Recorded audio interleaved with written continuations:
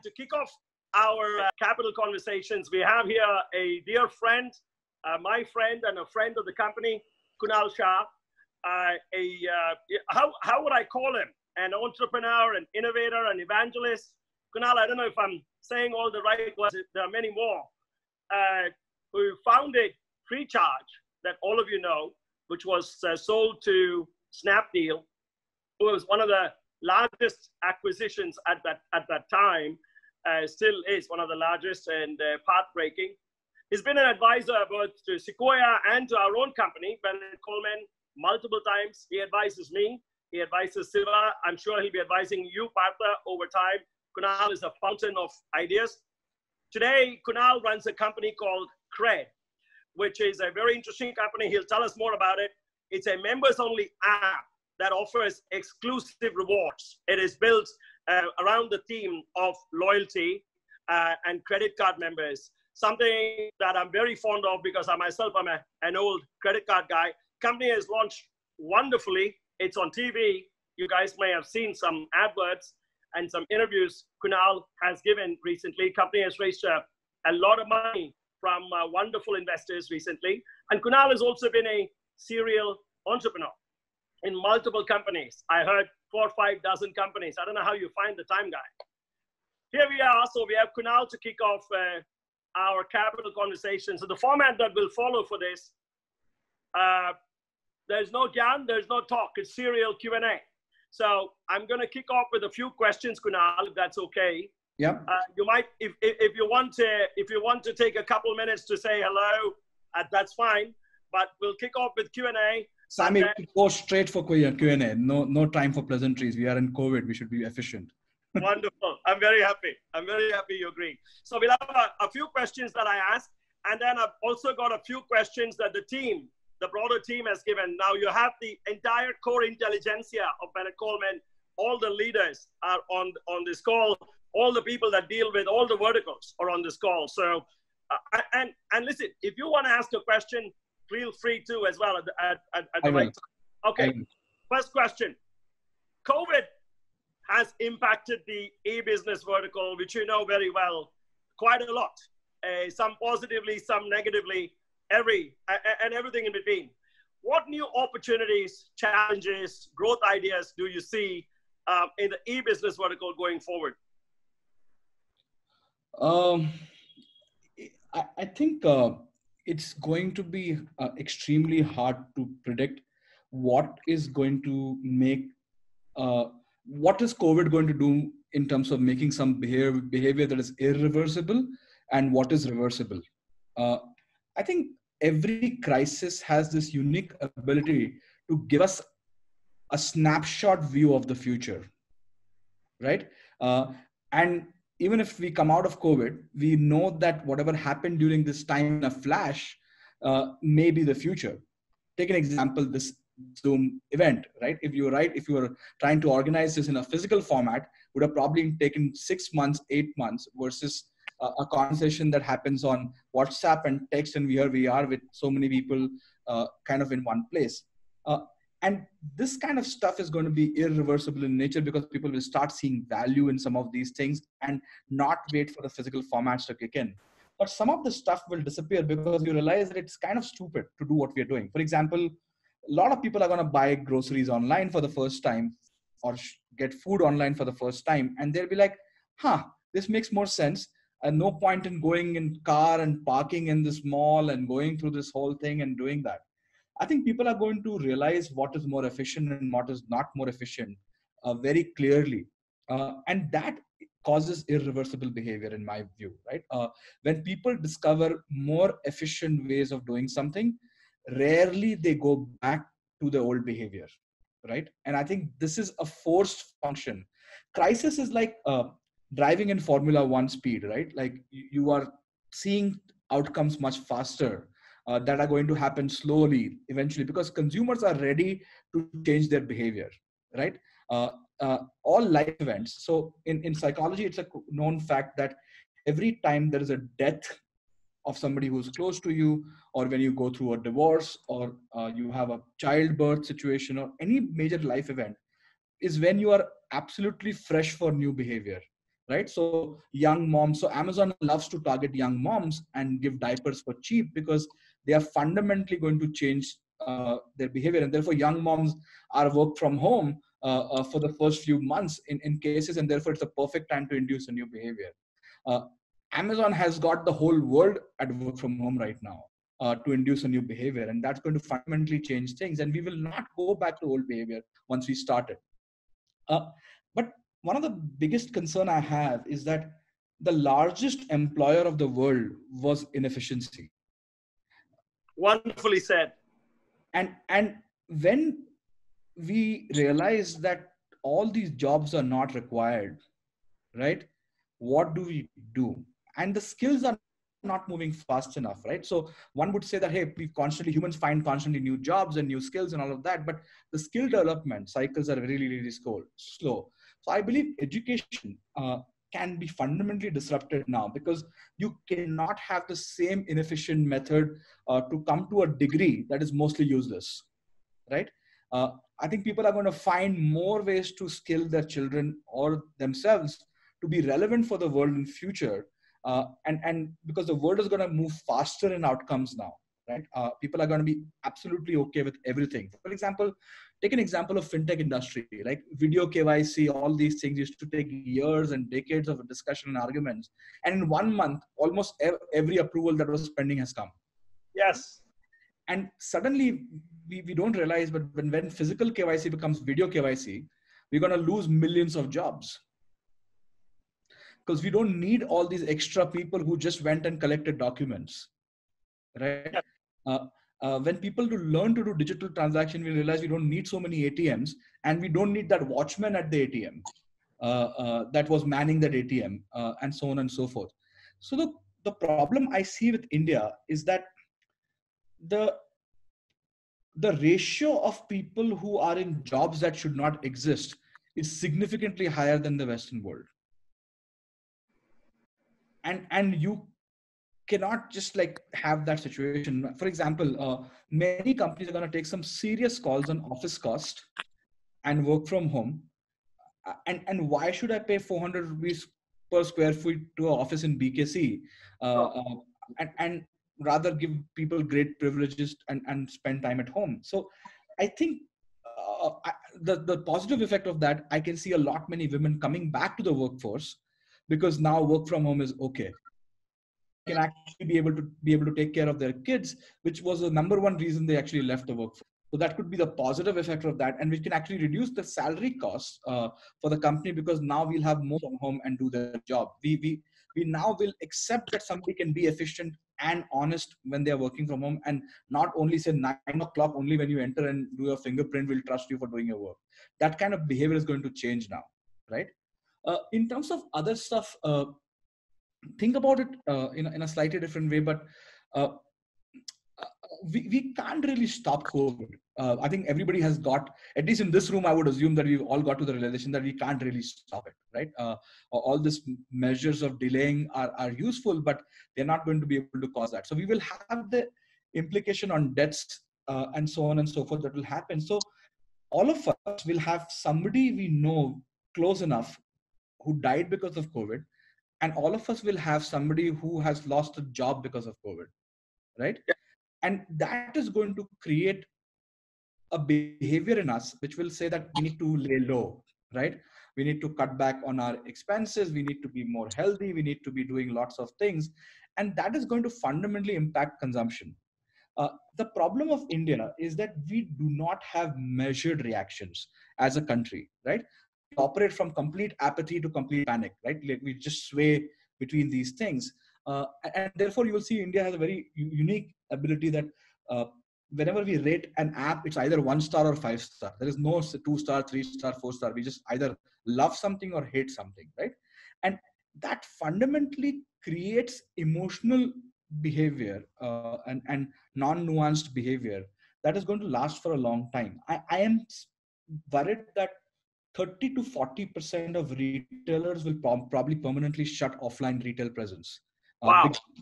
That's my prediction, and not for short time. It will be done for at least 2-3 years.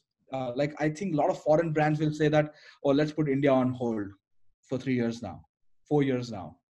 And in a mall, when you see 40% or 50% of shops are shut, you can't suddenly expect the sentiment to be very strong, right? And physical commerce will have its own limitations. I, I believe people are going to also realize during this time that the education system is complete nonsense that we have right now. For example, if the best physics teacher in the whole country, if they could teach 1 million students, why should anybody else learn from second best teacher? Average teacher, correct.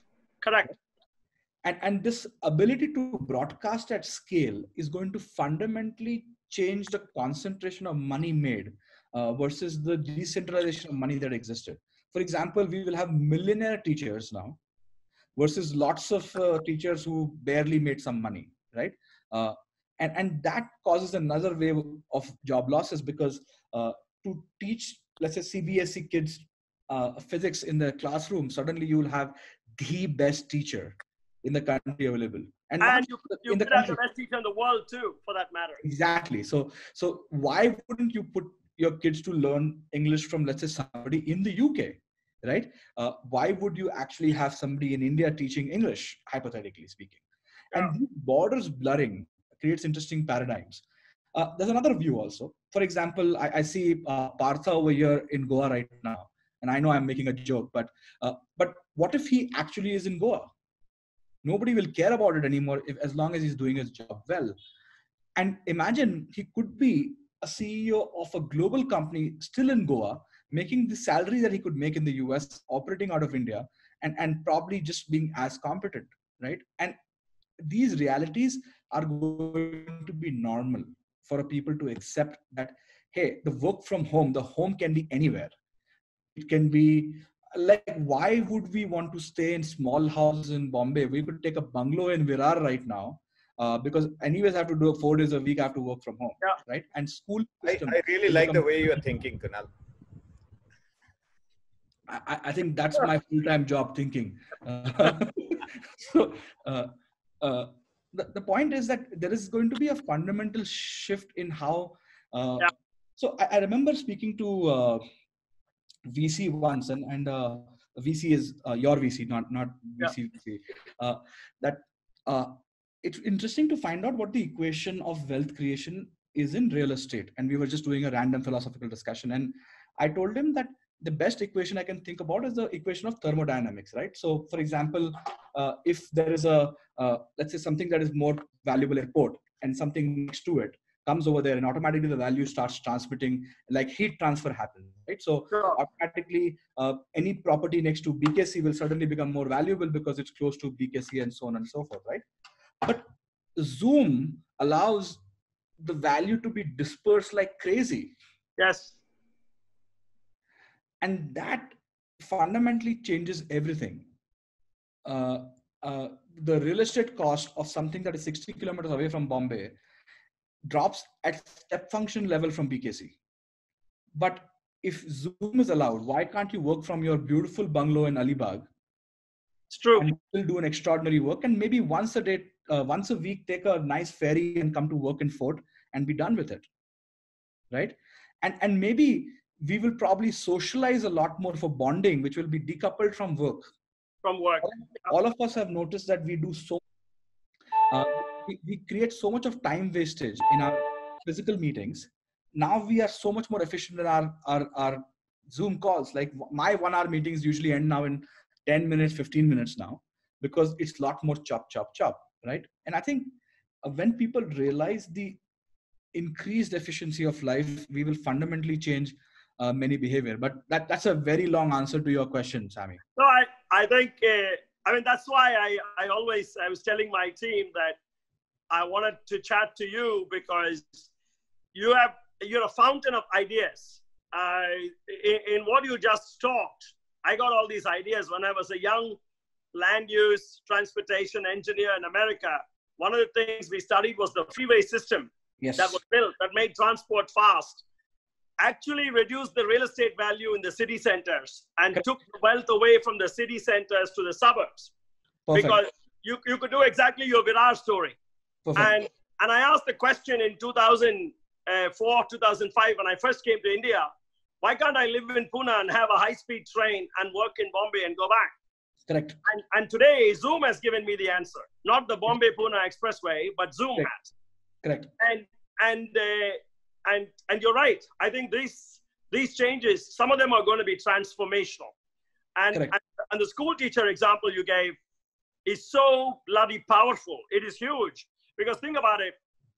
We always ask this question. Some children go to a better school. We always want our children to go to a better school, and people are all fighting, paying money to get them. Why? Why? You just have the one teacher, and then you pipe it to 200 million children around the world and be done with it. Now, the challenge that you said is very powerful. When I said in Silicon Valley in the year 2000 that internet will increase the digital divide, not decrease it, all those liberals there got upset with me. What I really meant was it'll make money-making democratic, meaning a kid in the Philippines can make as much money as a kid in Silicon Valley. And they didn't like me saying that. But what you're saying is exactly that. Today, that can happen. Yes. As it is, kids can do gaming, poker, whatever, from wherever in the world and compete and win. Now you're saying various professions can be transported that way. Very powerful thoughts. And I'm so proud that and happy that all our teams are listening. Out of this will come ideas for companies. Now, let me just switch to another topic, Kunal. Businesses that are engaged in online delivery today, like essentials, you take a Big Basket, Grofers, Amazon, they've all witnessed a manifold growth, like a 3x, 4x, and I've heard that Big Basket saw a 6x demand, but they just couldn't meet it, right? Correct. Now, but then there's a bunch of companies that are doing non-essentials, like the foreign brands you said, they're selling clothes, Burberry, Brooks Brothers, Zara. It's not that essential like groceries, right? Now, when we come out of this, they have hurt quite a bit. And those companies, how do you see those verticals come back? You just touched upon the fact that for the next 2, 3, 4 years, they may not come back. How do you see them come back? How do you see the reordering taking place in that? Sammy, I think I tweeted about this. I'll repeat this anyways. This COVID period made me realize that most of our consumption is non-essential. And therefore, most of our jobs are because of non-essential consumption. And most of our human progress has come because of non-essential needs. But we forget that we are also non-essentials for Earth, right? Human beings are non-essentials for Earth. When companies realize that India is this growth market, right? We are investing for future, right? It is non-essential, right? So Brook Brothers is not making, the CEO of Brook Brothers is not like, oh shit, India is something. They will say, we'll come back in 3 years, let's consolidate resources, right? You will notice that someone like Airbnb will cut many jobs in India versus, let's say, the US, because they'll say, hey, we'd rather wait for the core market to recover, right? Yeah. Consolidate and not have, and you will do the same thing in BCCL. I'm sure that we'll do the same. Yeah. So the thing is that when these kind of things happen, we forget that we may be somebody else's non-essential. India is non-essential for most brands, right? And we'll say, hey, we'll come back for this because we have to take care of our own core market right now, which is completely tanked.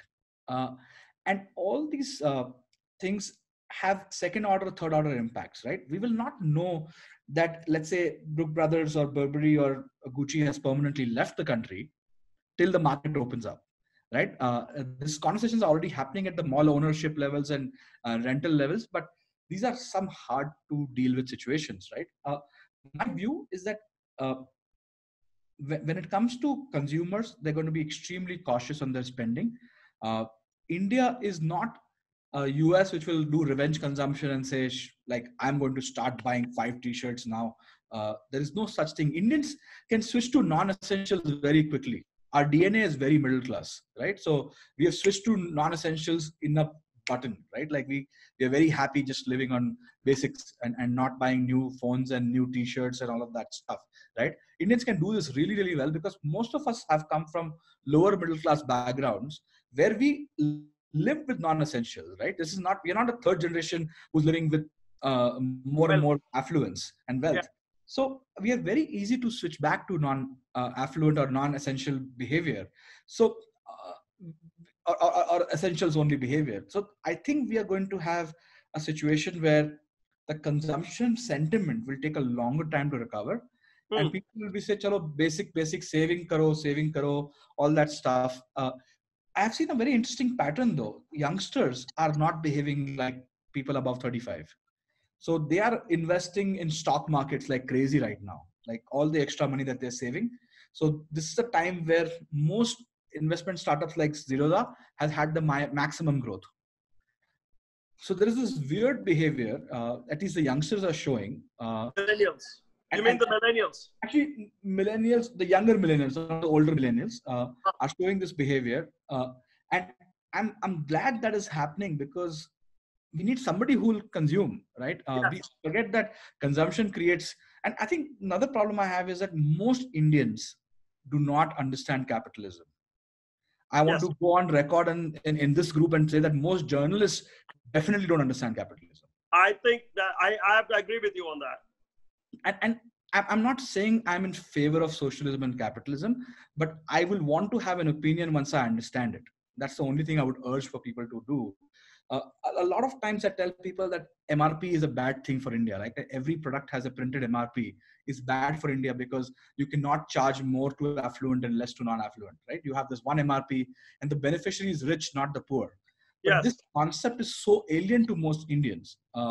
And most CEOs I have spoken to, they don't understand capitalism, right? So it's, and this dual personality of socialism and capitalism is not good for the country, right? Because in crisis we become socialism, and then we take much longer time to recover from that. My biggest worry is that if we convince ourselves that we'll have a lot more people who will be taken care of through income of a few people, we will, we have juiced this orange so much that the only thing that they will think right now to get out of this country, Yes. and that sentiment will be so uh, aggravated now that they will find a way to get out of the country. And if we lose the 20 million affluent people that we have in this country, uh, we can't recover from that.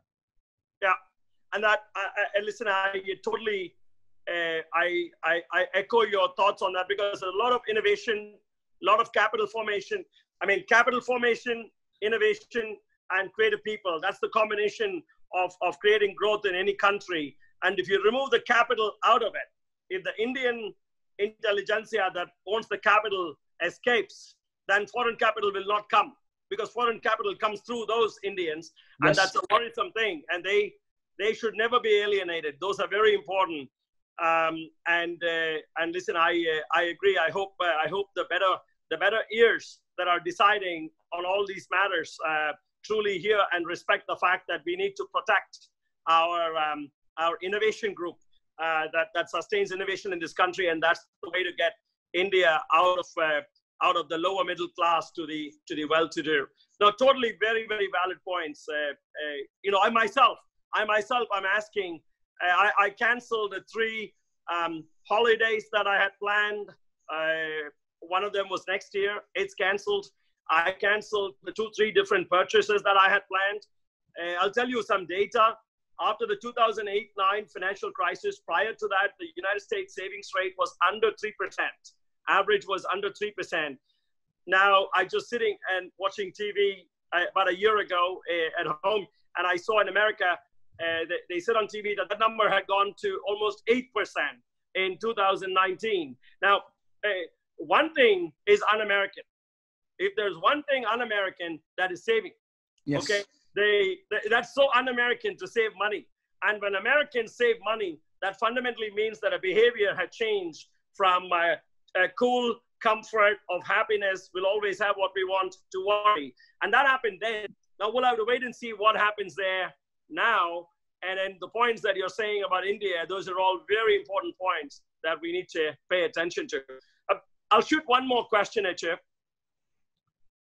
Based upon your view of investor sentiments, and you have shared a lot of them already on the e-business vertical, Do you think that foreign investors, you already said that they'll pull their investments, your Burberry, Gucci, etc., which fundamentally means there may be good valuations available for companies, tech companies, e-business companies. Some of them are seeing the GMVs go up in India, shifts from big box retail and kirana retail to online retail, online education, things like that. There's growth happening too on certain areas. Do you see foreign capital, foreign investors flock to that? Because we've also heard stories about Chinese capital having question marks and worries. How do you see the investor landscape being impacted by what happened?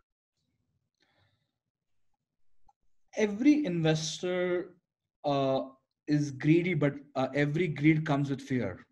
Uh, and a country like India has history of shocking investors with randomness on decisions every now and then, which makes the investors always worry that is this a stable market to invest?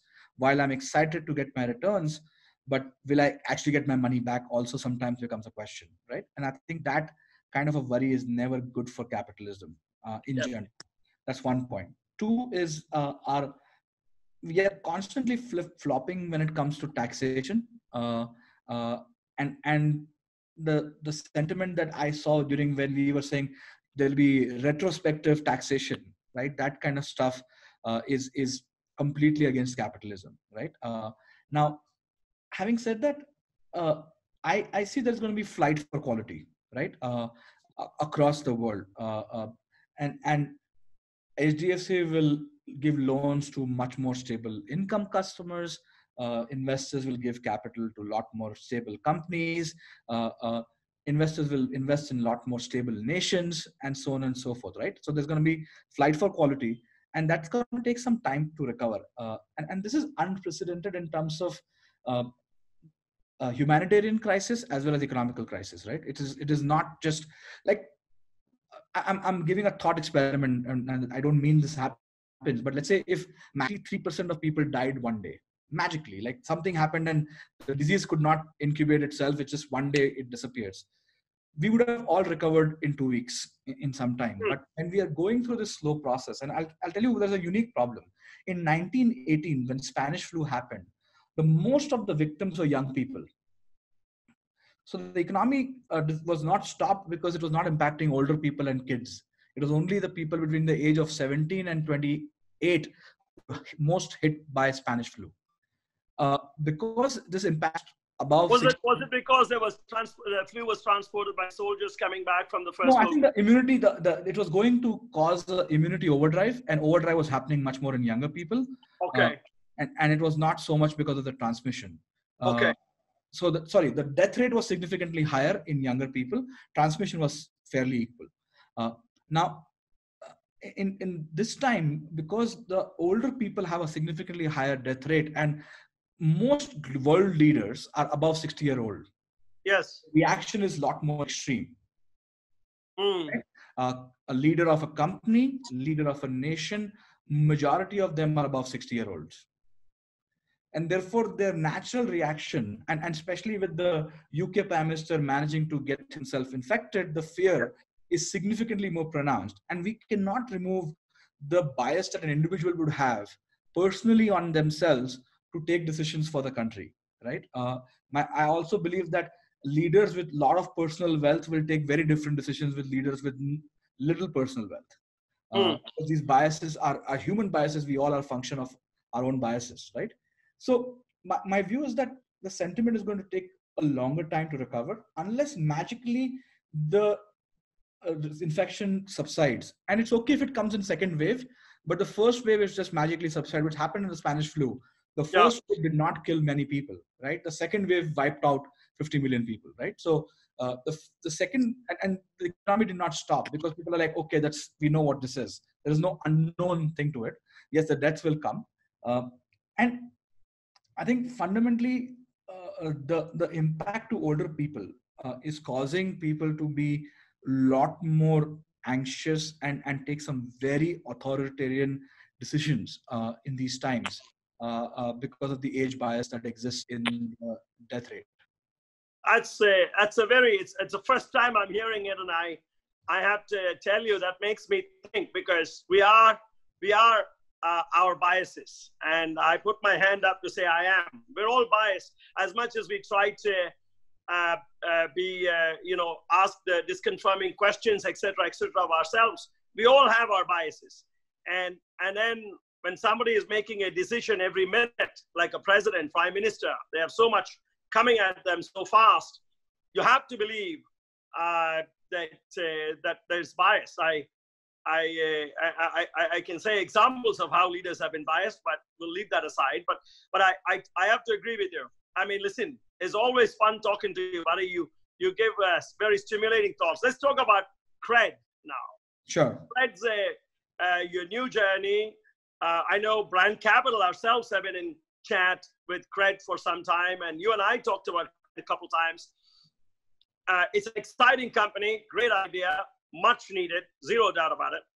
But you're also navigating the pandemic. Credit card spends are down, obviously, because if you really look at credit card spends, majority of credit card spends will be your so-called non-essential items. Those have gone away. People are not going to shops and malls. So credit card spends have decreased, but then you have also pivoted the business. You're paying rent now. You're offering new products. You're doing lots of things. Tell us, how do you look at COVID and how you are rejigging the business and pivoting a little bit to take advantage of the tailwinds you're getting? Every crisis is an opportunity for entrepreneurs who are willing to go face the situation. We realize that people are not spending, but they're also worried about spending more money. So launching rent on credit cards seemed like a great idea because people would love to increase their cash flows, right? For various reasons. And we are seeing huge amount of success by launching rent on cred. And we are seeing very large numbers happening in the first 10 days of launch. We also launched Dash as a product which allowed people to convert their credit card loans into an actual personal loan at a much lower interest rate and not a high thing. And I think these are well-timed situations because people will still have to pay off their debt and not incur. And credit cards are 42% APR in India, right? So that can be significantly damaging. And most people in India misunderstood the RBI moratorium. They thought, oh, chutti mil gaya, right? Whereas you only got chutti on the credit bureau and not on the interest rate. Correct. And so, for example, if you have 2 lakh rupees pending as of March end, and if you pay at the end of June, the amount is going to be 2,35,000 rupees. Ouch. And that can be damaging for a lot of people. And most people did not understand. So we sent out an emailer. We spoke to journalists to clarify that RBI moratorium is not on interest rate. It's only on not getting negatively marked on bureau during this time. That's all. And I think the country is also, our understanding of money is really poor. And there are 2-3 reasons for it. One is we are the first generation that is actually making any serious money in our family. That's first point. And therefore, we do not have elders who are advising on how to manage money to us.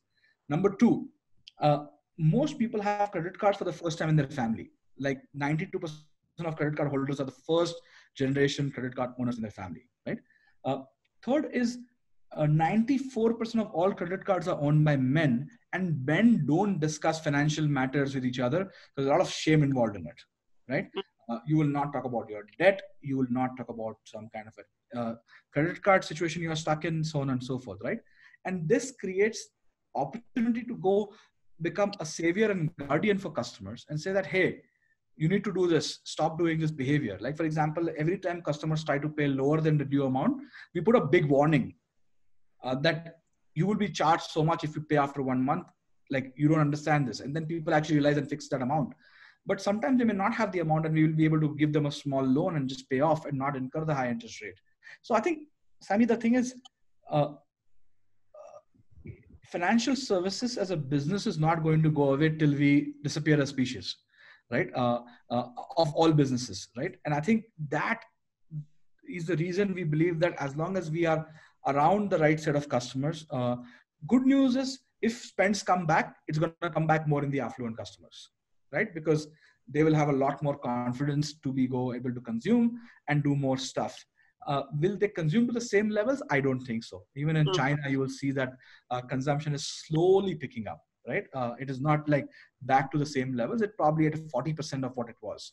Uh, and but it is significantly recovered in the affluent segment, because they are like, okay, I'm going to start consuming. I'm going to go for my massage. I'm going to go and get this nice meal, and maybe I'm not traveling, which is a huge chunk of expense for most of us. And that is going to be a big question mark. Thankfully, uh, Indians are not into traveling as much as many other nations. So my belief is that that spends will quickly recover with local travel, because we will still step out and do more stuff. But retail consumption of apparel, to furniture, to buying a new apartment, all of these are going to go on a very long holiday. I think those are all very, very valid points. I think, cred, are you seeing more people sign up to cred in this environment because they have more mind space to do things like that? Are you seeing your customers engage more on your platform, transact more, or at least ask questions? I think we are seeing a lot many new customers coming to try the platform now, because they're saying, even if I'm getting something back for paying my credit card bill, why should I not use this platform, right? Sure. So getting awareness is getting more people to come, so on and so forth, right? So I'm seeing a pattern where more customers are intrigued and willing to try new things than ever before. So we chose to do a TV because ad. You guys are doing a show. You guys are on TV as well. I see. How is that working out? Well, we chose to do TV because I would never get this media cost in my life, right? So I have to be opportunistic as a businessman to kind of take advantage of that. And we chose that path because of that reason. And I think that really worked out for us. I wish I had a lot more capital to deploy. I would have done a lot more aggressive campaign. But we realized that affluent male were glued to news channels. And I think that was a good indication for us to kind of do aggressive ads. And majority of credit card bills are paid between 26th of a month to 5th of the next month. So we just kind of, concentrated our ads during that time, and we'll probably repeat that again end of May if the lockdowns continue. And you are seeing an uptake from those? Yes, because people had their dues from the previous month that they had to clear the next month. So the real lower bill will come in the next month. Good. I'm glad to hear that. Now, I thought that I'll ask the group. The group has given me a few questions. Sure. Since many of them are on the call, and I know some of you, we had planned time till 4:45. So those of you who will have to peel off, please peel off. That's totally fine. But I can ask the questions of Kunal, but you guys can feel free to ask. Sujay Raj, you had a question. Would you want to ask Kunal the question yourself? Hi, Kunal. How are you? Hey. Kunal, there was just a case. Well, I come from a brand building, marketing kind of a background, and there was a question that kind of required some clarity in my head. I was wondering in the eBiz vertical specifically, the platforms of late or in the past took off the responsibility completely away from themselves because they were largely marketplaces, and they would pass it on to probably the brands that are getting sold over there. Going forward, do you think that in this post-COVID scenario where marketplaces themselves will need to be a little more responsible in the way that they kind of talk to their customers and the products that are sold off their platforms? Do you think that they will need to kind of get into some bit of brand building in the case of building stature for themselves itself?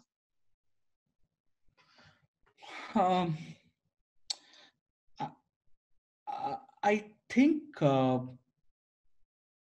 when something becomes a utility, it requires less of branding.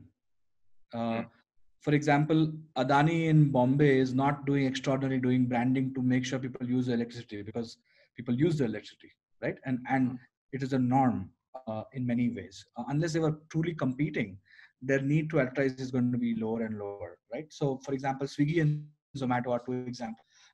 If it becomes a clear duopoly and there is no need to compete anymore on brand because they've acquired most of the customers they should be getting, the need to spend on brand, the need to build brand will reduce, and they'll be only focused on service.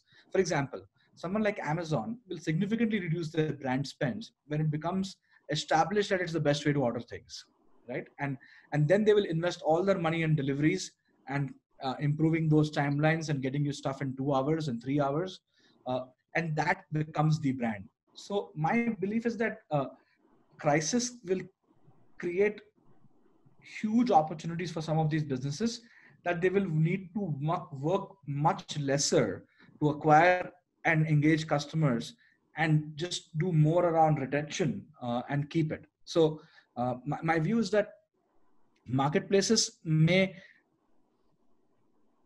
do brand building not through media, but more through improvement of quality of services, and even consolidate some things. For example, the temporary bad behavior, good behavior, you can forgive, because post-COVID we'll expect the same level of services.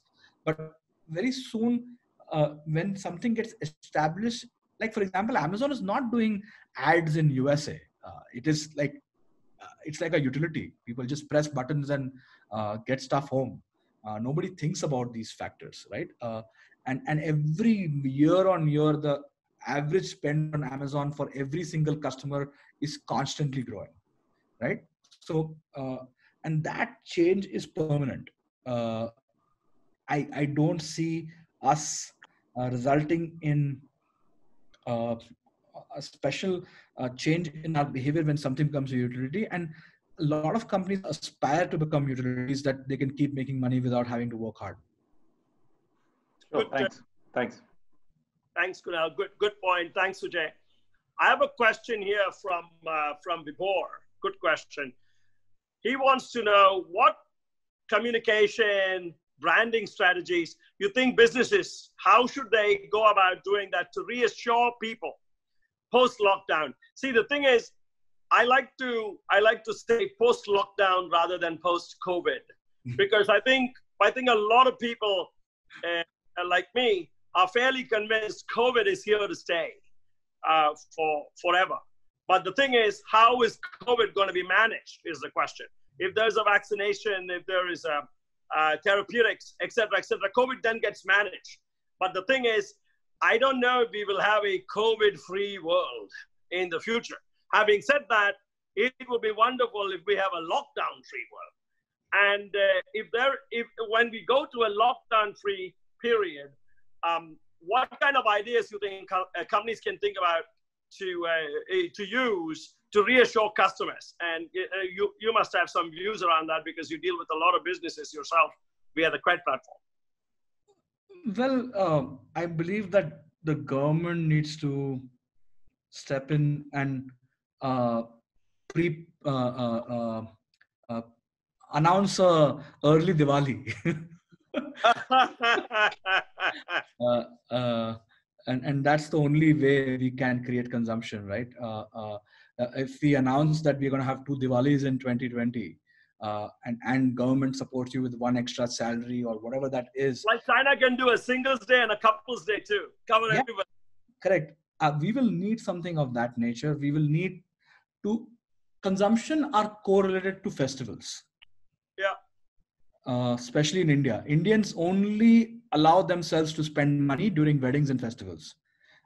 And everything else is either fasting of food or money, right? So we do fasting and feasting. So I would say that we need to announce, like, I would say Times of India should embark on a multimedia announcement with brands to announce a huge private Diwali, right? Private label Diwali of sorts. and we will have to announce a festival to celebrate win of humanity or something of that nature. Success over COVID, something like that. Because deaths are not going to go away.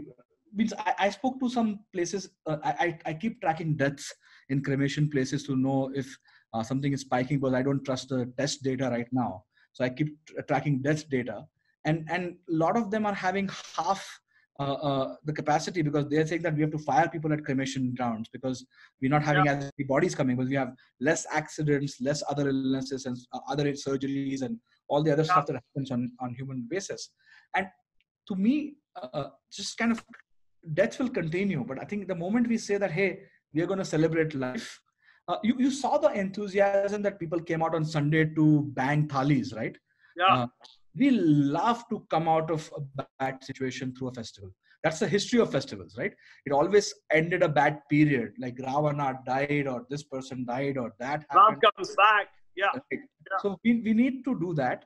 And I would say that the only thing is that we cannot do this at individual brand level. The whole country will have to come together and announce a private Diwali in June or July. That's a very good idea. Siva and Partha are on this call. If there is, that's something we should all. I mean, listen, within our own leadership team, we talk about things like this, and it's an idea I completely like as well. And as to deaths, anyway, one tiny bit of data that everybody can get a little encouragement from. My prediction is this year the total number of deaths in India come December will be less than last year. Yes. In any given year, we have about 95 lakh people dying around there. That's around 76, 77,000 a month. And then now, the Bombay-Pune Expressway, Bombay, everywhere, there are road accidents, train accidents, people crossing train tracks, all these sort of things, violence, crime, those things are not happening. And when you remove all that, the total number of deaths of 1,500 from COVID for a country that has about 75,000, 80,000 a month over a 2-month period, you're talking a fraction of that. I mean, every life is valuable. Nobody denies that. I salute that and I accept it. But I acknowledge it. But the important thing is we have to put that in perspective to say that this is something. I mean, listen, we don't have a common flu season at all this year. Every year there's a common flu. There's malaria. There's dengue. And all those things are there. This year, a lot of those problems that have happened these past 2 months have gone away. So then we have this in place, and we are throwing a lot of resources at it. And to your point about coming out and celebrating and giving ourselves a pat on the back is going to be very, very critical. It's a good idea. I'll ask one more question of you. In the current, there's going to be a new set of winners. I sat down in some meeting with Tom Perkins in the year 2002 after the big meltdown of the NASDAQ. And Tom Perkins looked at the group and said, we were all whining because we were all paid a lot of money, young bankers and investors, we were all paid a lot of money, and we really couldn't pay the insurance for the Mark V cars anymore because we lost our bonuses. And then everybody was whining.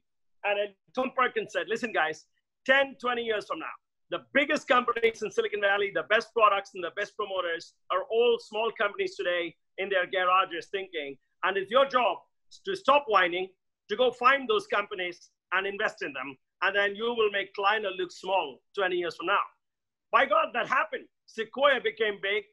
Out of it, Mayfield, Axel became big. Google, Facebook, Instagram, Salesforce, all of them were born in that period. Now, looking at this time today, what kind of tea leaves can you see for 10 years out? What kind of companies, verticals where you think there's new seedlings are there to be born?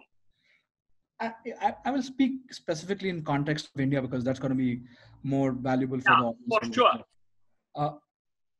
Indians have this magical need for sacrificing for our kids, right?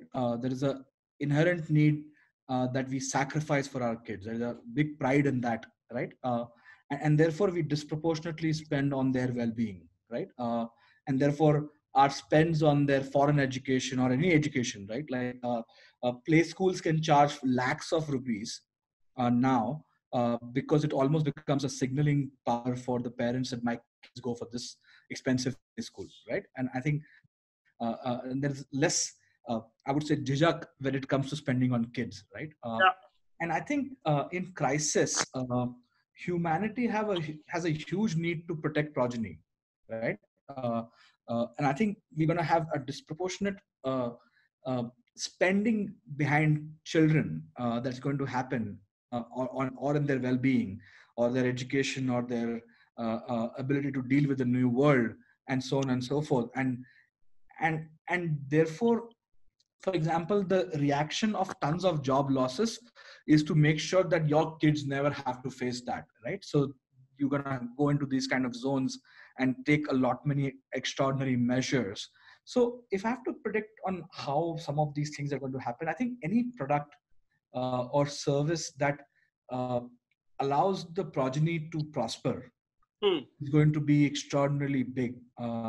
And US is known to, like, US has $1.7 trillion of education loans, right? That largely happened because people want their progeny to do better, right? Like everybody's thing is, I want to save money to my children's education, right? Uh, and therefore the education company is like, oh, if everybody's saving money, let me keep increasing fees for it, right? And the same education is cost 10x more, 1000x more. But I think we will see more and more spends in these categories. And I think there's a unique thing that you will observe, that anybody who's come out of crisis, they spend on improving their status a lot more. So you will see that all the people who came because of partition, all the people in the US who suffered slavery, all of them spend disproportionately on products and services that increases their status, right? So you will see a lot more consumption on people doing more signaling goods, where people will say that, hey, I am not badly impacted. Luxury will Luxury signaling goods, yeah. So, for example, I predict automobile industry is going to take off again. Why? Who wants to go in a cab which is used by 200 people? Exactly. I agree. And a lot of people will be considering to buy automobiles at this point of time. I don't know if it's long lasting in nature, but it will definitely happen. No, it's true. I actually heard that on CNBC, that Uber is thinking, somebody from Uber, some analyst was talking, that Uber is thinking about creating different kinds of services, single passenger services to protect the health and make the customer feel safer, things like this. And which basically means they need more cars and more drivers. That basically shows that there'll be more employment coming unless they can make self-driving cars, which is another theme as well. Listen, this has been wonderful. We are 5-8 minutes beyond time, and I thank you so much. I'll still throw it out to the group. Is there a one question or something? Anybody has a burning question that we haven't asked? Guys, anybody out there? Yeah, I had a question for Kunal. I agree that a lot of these spends are going to take a long time to come back, Kunal. But I still can't find the reasons for why the alcohol sales are so up. It's a great question. There are choices that we make, and there are choices that we don't make. For a lot of people, alcohol is not a choice that they make. It is what their body craves, and I think anybody who has been part of any habit which they cannot control can relate to that. So I think it shows how deep rooted the addiction is in the country versus our need to splurge over here. I don't think people are splurging money on alcohol. They are, according to me, this is medicine for them. There's a reason it's called dawa daru. And for a lot of people who are standing in the queue, they feel like they are standing outside a chemist shop. That basically says that there's a more deeper rooted problem than what we are just seeing on the surface in those queues. And yes, good. Kunal, I'm very happy that we had this chat, very rich set of questions, and of course your candid views. We love that, as you know. We are so happy you decided to sit down with us, and we'll do this again. And we thank you for being a friend of the company, the family. Wish you all the very, very best with Cred, and we'll catch up with you soon again. Thank you so much, guys. Thank you so much. Thank you so much. Thank you.